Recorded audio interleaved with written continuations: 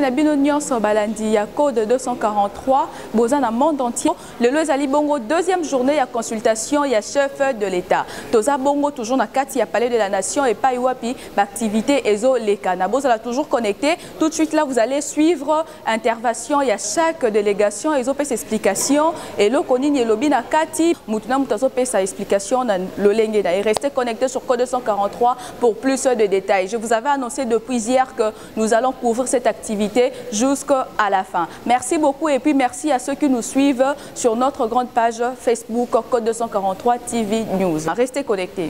Bon, d'abord, je voudrais au nom de mes collègues vous dire que nous avons remercié le président de la République pour nous avoir invités, nous les organisations de défense des droits de l'homme, afin de lui exposer notre contribution à marge de ces consultations qu'il a démarrées. Et dans notre message que nous lui avons déposé, sous forme d'un cahier de charges, nous avons énuméré 8 points.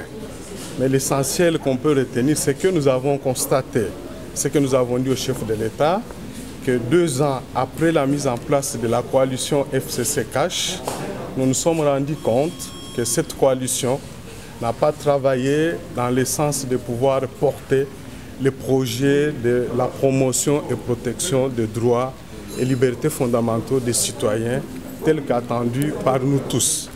Et que par conséquent, nous avons proposé au président de la République et nous l'avons encouragé à poursuivre avec ces consultations en vue de déboucher sur la requalification de la nouvelle majorité et une nouvelle action gouvernementale qui devra porter les vrais projets de société tels que repris dans la constitution de la RDC, à savoir de vouloir construire au cœur de l'Afrique un état de droit démocratique. Et jusqu'ici, nous sommes rendus compte que la majorité FCC-CACH n'est pas à mesure d'amener la RDC et son peuple vers la réalisation de ces projets. Il était question que la société civile présente ses recommandations au regard de l'invitation du président de la République consécutivement à l'adresse à la nation du 23 octobre passé. Et la société civile est revenue sur les préoccupations de la population congolaise et principalement l'agenda 2030 qui concerne les objectifs de développement durable sur la stabilité de notre pays, la paix ainsi que l'état des droits. Le président a posé dans son exposé 2 grandes préoccupations. Il s'agit du malaise au sein de la coalition FCC-CACH. Il a voulu recueillir nos avis. Il s'agit de la création de l'Union sacrée de la nation. Il a voulu recueillir nos avis. Et brièvement, le malaise, notre avis est que le malaise est vécu par toute la population. Pourquoi? Parce que au perchoir où il se trouve, s'il y a un malaise, ce sont les leviers qui activent tous les segments de la société qui sont en souffrance à ce moment-là. Et cette souffrance se répercute sur le social, non seulement le politique. Et aujourd'hui, nous avons exprimé au président que la population souveraine primaire ne se sent plus représentée par ces mandataires qui sont dans les institutions et qu'il faut penser très sérieusement à pouvoir restructurer ou reconfigurer l'Assemblée nationale. Nous lui avons remis la pétition de la société civile qui a aujourd'hui enregistré plus de 96 000 signatures et nous avons amené un échantillon que nous lui avons déposé. Et le reste, on a convenu qu'on viendrait le déposer solennellement. L'Union sacrée, nous avons estimé que c'est une très bonne idée, étant donné que chaque Congolais, au regard de prescription de l'article 5 de la Constitution, devrait participer à la gestion du pays. Mais néanmoins, cette union sacrée, au regard de ce que nous avons connu par le passé, où il y a eu des structures intégrant les politiques et la société civile, nous avons pensé que cette union sacrée puisse d'abord miser. Nous devons nous mettre d'accord sur un certain nombre de valeurs. Et lorsque nous serons accordés sur ces valeurs, nous allons mettre en place des principes directeurs qui vont faire en sorte que l'union sacrée ne soit pas l'affaire d'un seul individu ou d'un groupe d'individus, mais que ce soit l'affaire de tous, pour tout le monde. Et s'il y a des gens qui s'écartent des valeurs que nous aurons, sur lesquelles nous serons accordés, que ces gens-là soient punis, soient sanctionnés relativement aux valeurs. Nous avons salué l'initiative prise par son Excellence, Monsieur le Président de la République. Et nous l'avons remercié pour avoir associé la presse à ces consultations.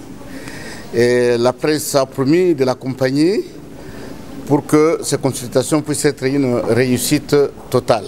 Nous comptons l'accompagner par les informations que nous avons, telles que vous êtes là-bas, vous êtes en train de l'accompagner, c'est la presse que nous représentons.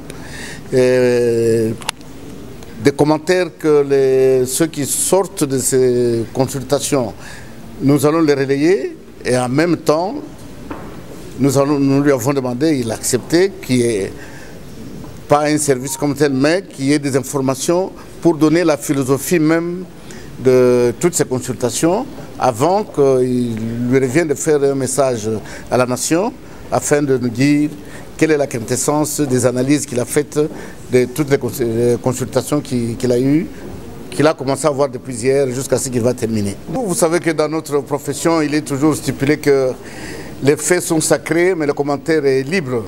Lorsque quelqu'un est reçu par le président et que le président vous dit dans les consultations, il y a tel élément, vous avez le droit de dire il y a tel élément. Quitte à ce que dans vos commentaires, vous les orientez comme vous l'entendez. Nous avons parlé au président de la République sur la politique salariale. Il faut nécessairement que les deux bancs se retrouvent, qu'on en parle. Nous avons eu à parler de beaucoup de choses. Nous avons abordé également la mobilisation de moyens. Vous savez, ce pays ne manque pas de moyens. Les moyens sont là. Et ces moyens passent par des mains obscures. Et nous qui vivons le quotidien dans les administrations, dans les entreprises, nous avons dit au chef de l'État, nous sommes à même de vous accompagner pour la mobilisation de moyens dont vous avez besoin pour que le peuple d'abord soit une réalité. Parce que sans moyens, qu'est-ce que vous ferez avec le peuple d'abord? Il faut le moyen. Or, le moyen, nous avons dit au chef de l'État, nous sommes à même de vous accompagner pour la mobilisation. Ce n'est pas que nous devenons nous les mobilisateurs, non. Nous sommes liés en partenariat avec le gouvernement dans ce qui se passe dans la mobilisation des recettes. Nous ne pouvons pas nous accepter que la crise perdure. Vous savez, madame, cette crise ici ne nous profite pas. D'abord, un, nous n'avons même pas un salaire. Deux, le moyen n'existe même pas. Hein. Et quelques jours seulement, son fameux salaire entre parenthèses s'est volatilisé.